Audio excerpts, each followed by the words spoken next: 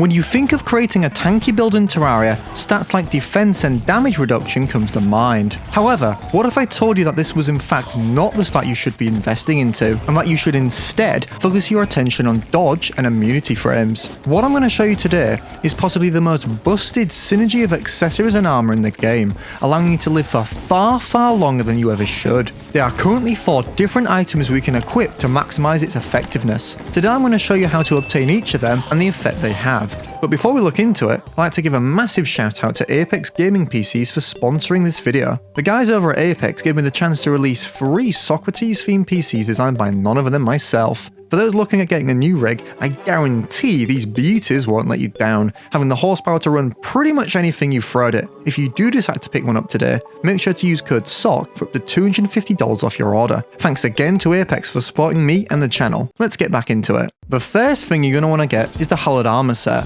which when fully equipped, guarantees the player a dodge after striking an enemy. Although this does have a cooldown of 30 seconds, you'll be surprised by how often it does genuinely save you from taking serious damage. To get the armor set, you simply need to defeat one of the mechanical bosses. It doesn't matter which one you do, but I'm going to recommend the Destroyer as it can be completely cheesed by using the beardless Stormbow. With the Destroyer down, you'll get your Hallowed bars required to craft the armor, which will need to be created at a Mithril or a Calcum anvil.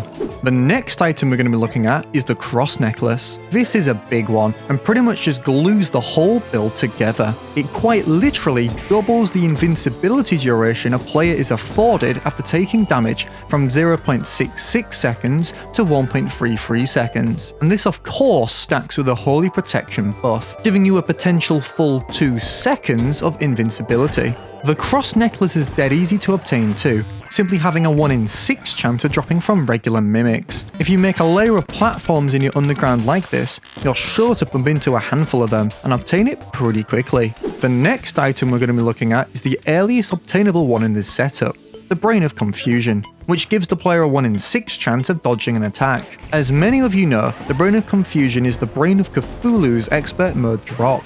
Honestly, I don't think you're going to have a hard time obtaining this, as you'd usually be looking at this setup mid to late game, so I guess just maul it with whatever you like. The Brain of Confusion also benefits from stacking with the Cross Necklace and doubling the dodge duration. The final item we're going to look at makes this whole setup even more insane, the Blackbelt.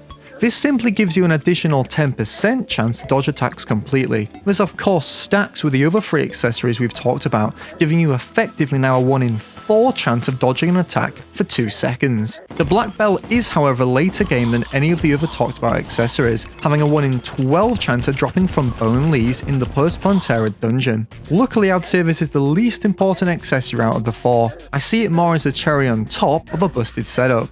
So then, with all 4 items equipped, this is where things can get a little broken. If you want to kill any event, boss, or invasion in the game, simply stand on a weak enemy statue connected to a 1-second timer and you essentially can't die. Here's me fighting a pumpkin moon using my statue spawns as a way to utilize the horseman's blade. As you can see, the event is going at a lightning pace, and despite the pumpkin's best efforts, they just can't touch me.